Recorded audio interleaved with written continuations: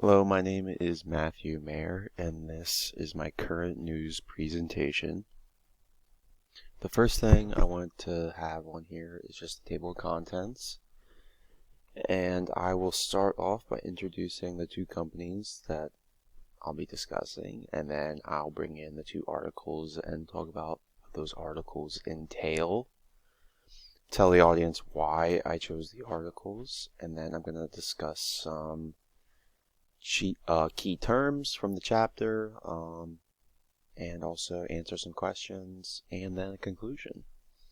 So the first thing is the first article I chose is about Nike, so I wanted to talk about Nike a little bit. And Nike is an American-based shoe company, mainly shoes. They also make clothing and other apparel.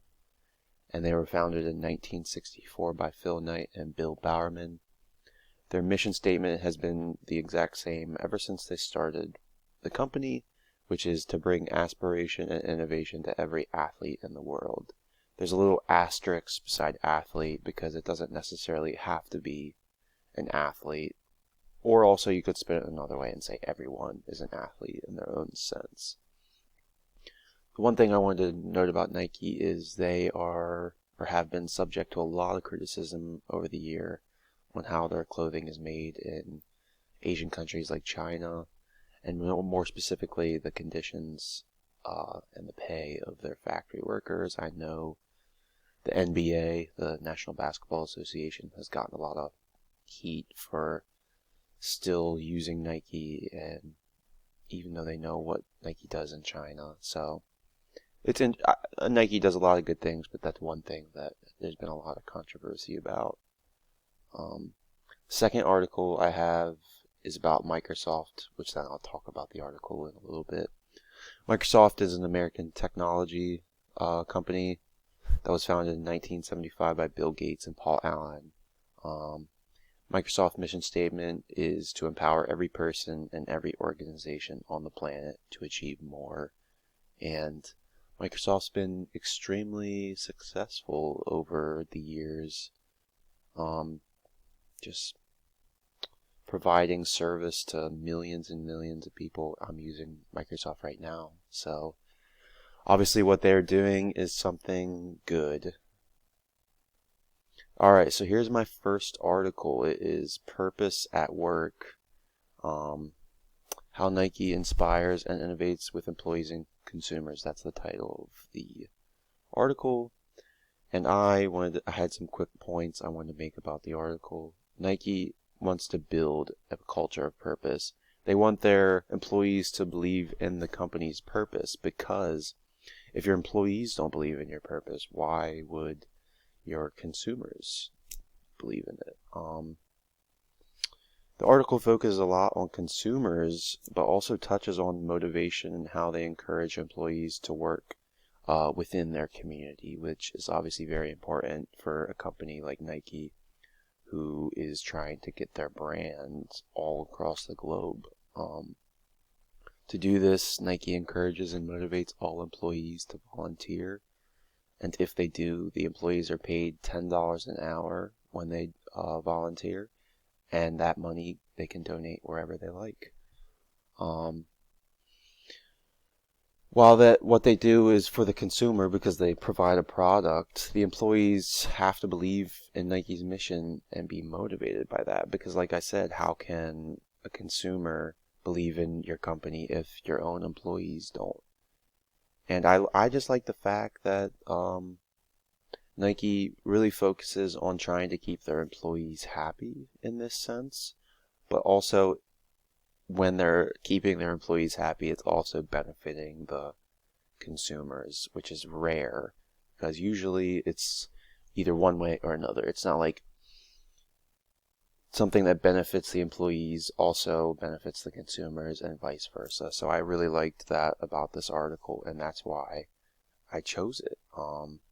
Another reason I chose this was because I thought if a company as large as Nike has time to put in this extra motivation for their employees, then really no company should have an excuse, because Nike is probably the largest clothing company in the world, to my knowledge. I can't think of another one off the top of my head. So they still have time for their employees. So why can't, any other company? There shouldn't be any excuses. My second article, like I said, is more about Microsoft, and it's called Employee Wellbeing, the New Bellwether of Corporate Success. So this article automatically tells me that Microsoft clearly cares about the well-being of their employees, because this is about working at home, and that's been difficult for many people. They don't know how to separate work from their home life, especially when they're working at home. And that's been a big deal for a lot of office jobs the past 2.5 years or so. This article offers a lot of tips for their employees, stuff like joining stress management programs and how to help with the stress of working at home. Eating healthy will help you work better and live a better life, obviously, and that also goes with exercising and sleep. All of these things will help you be a better employee, but also they'll help you when you're at home, working. Because it's really hard to have that balance when you're working at home, in my opinion. I personally don't work at home like my job, but I have to do schoolwork at home, and it's really hard to stay motivated, in my opinion, because you have all of these distractions in front of you, like TV, like drinking, watching baseball, watching football, video games, all of these things that we normally do when we're off work, but we can't do them while we're working at home. So it's really hard to find that balance. All of these things in accumulation are how one self-manages at home. So self-management is a big thing here for this article, and I believe self-management is extremely important right now because with all the crazy things that are going on in the world, you have to find a way to stay sane. And like I said, to me, this shows that the company cares about their employees. And also, this article focuses on the well-being of employees, especially after the transition of working at home all the time. A lot of office jobs are now completely done at home, which is very stressful for a lot of people, understandably. So I like the fact that Microsoft, a technology company, is looking into how to better that. Next, I have some key chapter concepts, ones that I thought were important, even if they don't necessarily pertain to these two articles. So first we have self-awareness, which is being aware of the internal aspect of one's nature, such as personality traits, beliefs, emotions, perceptions, and how appreciating your parents affect other people. Self-confidence, which means general assurance in one's own ideas, judgment, and capabilities. These two, I guess they can relate to working at home, but those more so are just over the overall chapter. Some of these other ones that next are more focused in these two articles, like job satisfaction, which reflects the degree to which a person finds fulfillment in his or her job. These two articles go over this in a sense. With the Nike one, I would be more satisfied with my job if I knew the company I was working for was going to have my back and motivate me and things like that. And also job satisfaction at home is really difficult,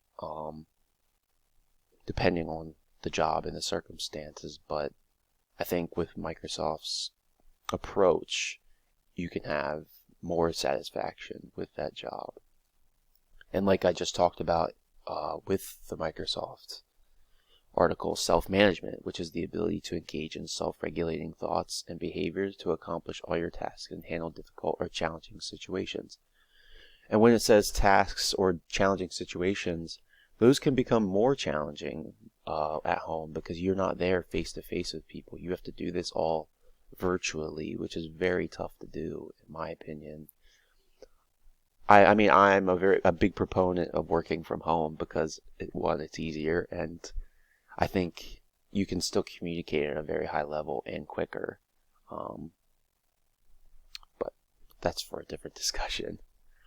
Next is stress. This one doesn't necessarily correlate to the Nike one. This is more so the Microsoft article. An individual's psychological and emotional response to external stimuli that place physical or psychological demands on the individual and create uncertainty and lack of personal control when important outcomes are at stake. I mean, like I said, it's hard working at home, and for a lot of people it can be stressful. And I just wanted to go back as I'm thinking about this. The article about Nike, the how Nike inspires and innovates with employees and consumers, is by Simon Mainwaring, and it was published on July 23rd, 2019.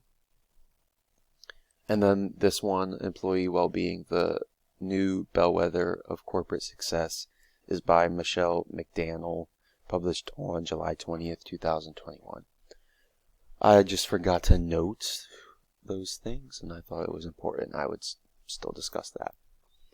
All right, and here we have the Yerkes-Dodson stress curve, which you can see shows how stress and performance are related at work. And I thought this was a very important thing to note in the key concepts, because of working at home makes, honestly, these performance and stress even higher. You can have higher stress, you have high stress and low performance at times, or you can find that counterbalance.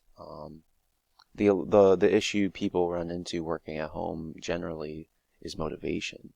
They don't have motivation because they have all of these distractions around them. And then when they don't have motivation, they fall behind, which increases stress. So there's ways to improve these things, which is what the Microsoft article discusses, which is things like exercise and sleeping well and eating healthy and stress management programs and stuff like that. And alright, so there was a few questions I wanted to answer here before we get to the end.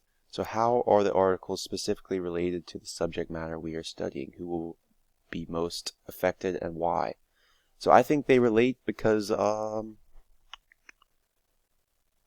subject matter we are discussing is management and self-management and stress management and emotions and all of these things that we all deal with on a daily basis. Well, with the Nike one, Nike motivates their employees to do certain things, which increases job satisfaction overall. And then with the Microsoft one, this is a little bit easier to translate, because with working at home, more specifically, I feel like that translates to a lot of the things in this chapter, like even self-confidence can come into this, job satisfaction, self-management, role ambiguity, which means that people are unclear about what tasks, behaviors are expected of them. Because when you're at home, you don't really know what's expected of you, because the communication isn't often the greatest, because people don't know how to communicate via technologies, especially older generations. So that's how I think that they relate. And I would say that if I had to say, I'd say employees are most affected by this, because they are the ones that lives completely changed. I mean, it affects everyone in a sense, but I think employees are the ones that deal with the most change. And then why are the articles interesting to management students and professionals? I didn't have a big answer for this one. All I said was these are two of the biggest companies in the world, and they care about these things.